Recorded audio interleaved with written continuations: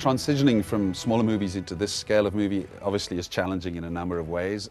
When I'm working on a dramatic scene with an actor, especially in a feature, where so much is about how you light it and what lens you choose, and I like to have eye lines very tight to the lens.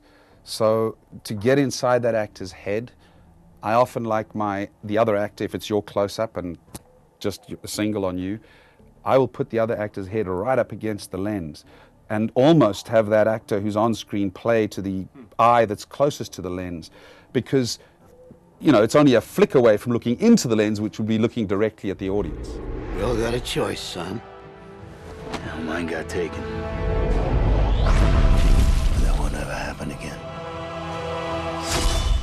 I think having acted myself, I understand the kind of strange stresses that actors are under when they, put their emotions and soul into a character. A movie like this, as I say, it's very easy when you're directing to be distracted by the scale of it all, because it's huge. I mean, it was at some point quite intimidatingly huge for me, having not made films of this scale. And there was a point where I just had to say, okay, we've got all this going on, and there's stunts and special effects, and we've got to stop to get the effects and do the green screens and the silver balls so that the guys can do stuff in visual effects later. It's very easy to get distracted by all that. And all you have to do is, I hope being an actor's director, is respect the fact that now when it's time for this close-up and what's really going on here, all of that big stuff goes away. And you just get into that intimate world with that actor, and it's just about this. And for me, that's actually the most exciting part of filmmaking. Embrace the other side.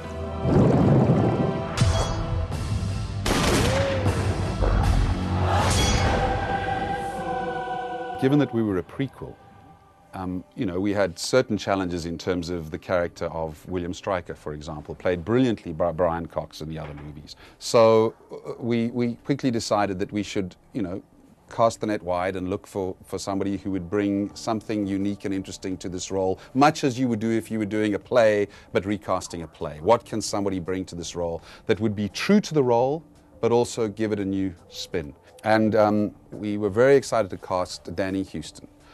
And what Danny brought to the role, I think, is a sort of academic intellect that is somewhat snobbish and above and fancies himself smarter than everyone else in the room.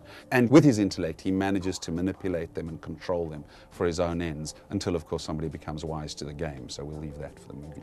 But I think that that's the direction that Danny went in.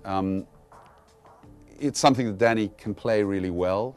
And he said to me, what am I going to channel Brian Cox? And I said, no, you're going to bring a unique quality to Stryker that is appropriate to this production.